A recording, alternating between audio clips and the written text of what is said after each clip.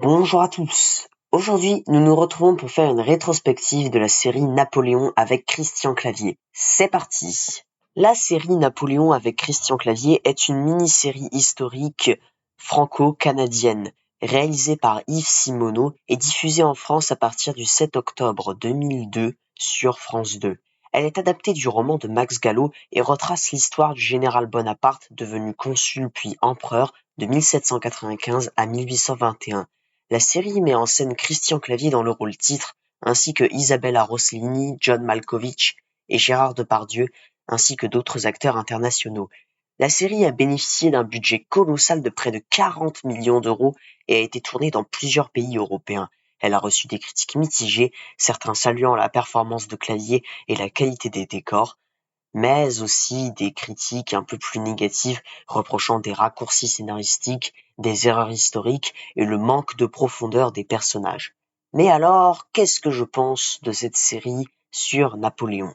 Eh bien, je l'ai souvent dit sur la chaîne, j'aime cette série, je la trouve vraiment géniale. Mais aujourd'hui, dans cette vidéo, il ne s'agira pas d'une simple critique. Dans cette vidéo, je vais analyser en profondeur cette série et expliquer pourquoi, selon moi, c'est une très bonne série. La série est découpée en 4 épisodes d'1h30. L'épisode 1 se concentre sur la période de 1795 jusqu'à 1800, donc la jeunesse de Napoléon en tant que général, jusqu'à sa prise de pouvoir. L'épisode 2 se concentre sur le consulat, les grandes batailles comme Austerlitz et Iéna, et s'arrête vers le traité de Tilsit en 1807. L'épisode 3 parle de la campagne d'Espagne et de la campagne de Russie, et aussi du mariage de Napoléon avec la fille de l'empereur d'Autriche. Le 4e épisode parle de la campagne de France, de la chute de l'Empire, ainsi que de la défaite de Waterloo, et pour finir la mort de Napoléon. Commençons par l'analyse critique de l'épisode 1 de cette série. C'est parti. L'épisode 1 s'ouvre sur Napoléon à l'île de Sainte-Hélène, repensant à de vieux souvenirs. On comprend alors que toute la série se passe dans la tête de Napoléon en train de réfléchir. Ça commence par la révolte du 13 Vendémiaire que Napoléon réprime en tirant sur la foule.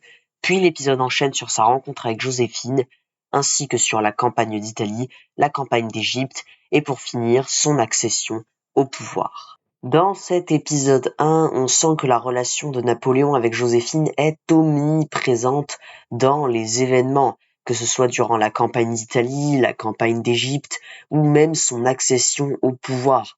Je trouve ça intéressant de dire que tous les événements qui se produisent sont des souvenirs de Napoléon. Ça peut corriger certaines erreurs, car dans la tête de quelqu'un, tout n'est pas toujours correct. Je trouve néanmoins dommage qu'on ait fait commencer l'épisode directement à la révolte du 13 Vendémiaire au lieu d'évoquer le siège de Toulon qui a quand même rendu Napoléon célèbre. Après, bon, ce n'est pas dramatique. Autre point que je trouve dommage, je trouve ça un peu décevant qu'on n'ait pas montré que Napoléon a hésité à rejoindre la République et qu'il aurait très bien pu rejoindre les royalistes. Ça aurait donné à cela beaucoup plus de tension dramatique. La campagne d'Italie n'est pas énormément détaillée, mais on arrive tout de même à nous faire comprendre que Napoléon a fait des choses importantes, ainsi qu'en Égypte. En Égypte, on sent toute la tension qu'il y a et à quel point le temps presse. Quant à son accession au pouvoir, je trouve que c'était très bien fait, car on montrait bien qu'ils avaient peur de ne pas réussir et que s'il ne réussissait pas, il jouait quitte ou double. Donc cet épisode 1 est pour moi bien et satisfaisant. Maintenant, passons à l'épisode 2. L'épisode 2 s'intitule Le soleil d'Austerlitz et couvre la période de 1800 à 1807. Il raconte comment Napoléon, devenu premier consul, réorganise la France, signe le concordat avec le pape, se fait sacrer empereur à Notre-Dame de Paris et remporte des victoires écrasantes contre les Autrichiens, les Russes et les Prussiens, notamment à Austerlitz, Iéna et Friedland.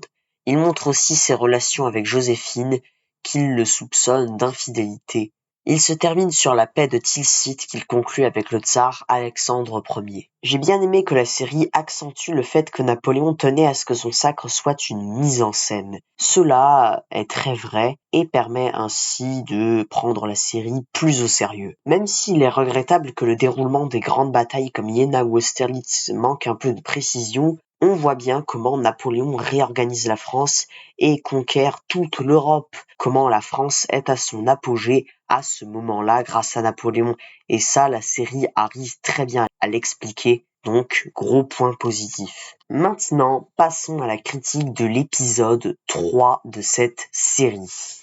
L'épisode 3 de la série s'intitule L'Empereur des rois et couvre la période de 1807 à 1812. Il raconte comment Napoléon, au sommet de sa puissance, domine l'Europe et impose sa famille sur les trônes des pays conquis. Il divorce avec Joséphine qui ne lui a pas donné d'héritier et épouse Marie-Louise d'Autriche qui lui donne un fils, le roi de Rome. Il affronte la résistance des Espagnols et des Anglais qui le harcèlent sur les mers et les terres. Il décide alors d'envahir la Russie malgré les réticences de ses maréchaux et les avertissements de Talleyrand. Il se heurte à la stratégie de la terre brûlée des Russes et à l'hiver rigoureux. Il parvint à prendre Moscou, mais la ville est en flammes et il doit battre en retraite. Il abandonne son armée pour rentrer à Paris et sauver son trône. Pour ma part, j'ai adoré l'épisode 3. C'est peut-être même mon épisode préféré de cette série, même si j'hésite encore un peu avec un autre. J'ai trouvé que la façon dont Napoléon met ses frères et sœurs sur les trônes d'Europe est très bien racontée et que ça montre vraiment pourquoi ça gêne les autres pays. J'ai trouvé qu'on explique très bien pourquoi la campagne de Russie a été désastreuse pour Napoléon, même si ce sera vraiment développé dans l'épisode 4. J'ai trouvé qu'on expliquait vraiment bien pourquoi la campagne d'Espagne était une erreur au même titre que la campagne de Russie.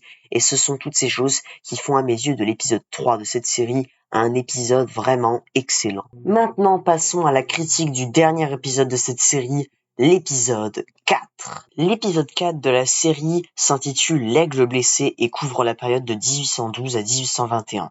Il raconte comment Napoléon, après la désastreuse campagne de Russie, doit faire face à la coalition des puissances européennes qui veulent sa chute. Il perd successivement la bataille de Leipzig, celle de Paris et celle de Waterloo. Il abdique 2 fois et est exilé successivement à l'île d'Elbe puis à Sainte-Hélène où il meurt en 1821. Il revoit en rêve les moments forts de sa vie et confie ses mémoires à une jeune Anglaise, Bestie Balcon. L'épisode 4 est à mes yeux le meilleur de la série. Tout y est incroyable et tout y est parfaitement bien raconté. On comprend vraiment pourquoi Napoléon a été vraiment blessé par la campagne de Russie et pourquoi c'est une blessure dont il aura énormément de mal à se remettre. On comprend le rôle crucial qu'a joué Metternich dans la chute de l'Empire. Malheureusement, la campagne de France de 1814 ainsi que les défaites en Allemagne à Leipzig sont un peu passées aux oubliettes. On comprend pas vraiment pourquoi certains trahissent Napoléon. En revanche, on sent bien toute la dramaturgie de l'œuvre, par exemple à la mort de Napoléon, à la scène de la défaite de Waterloo. Tout ça est parfaitement bien mis en scène et je ne peux pas ne pas parler de la scène où Napoléon rallie des soldats royalistes à lui. Cette scène est tout simplement incroyable, c'est la meilleure scène de la série et elle est vraiment super bien faite. C'est pour ça que l'épisode 4 est vraiment bien selon moi, même si bien sûr il a des défauts et des faiblesses. Bref, pour conclure, cette série Napoléon est vraiment bien et vraiment super. Même si bien sûr il y a des erreurs, il ne faut pas oublier que c'est une petite série, mais qui certes a quand même eu un gros budget. Pour ma part, je l'ai trouvée vraiment bien et je la conseille vraiment à tout le monde. C'était Adrien Analyste, votre analyste d'histoire. À la prochaine.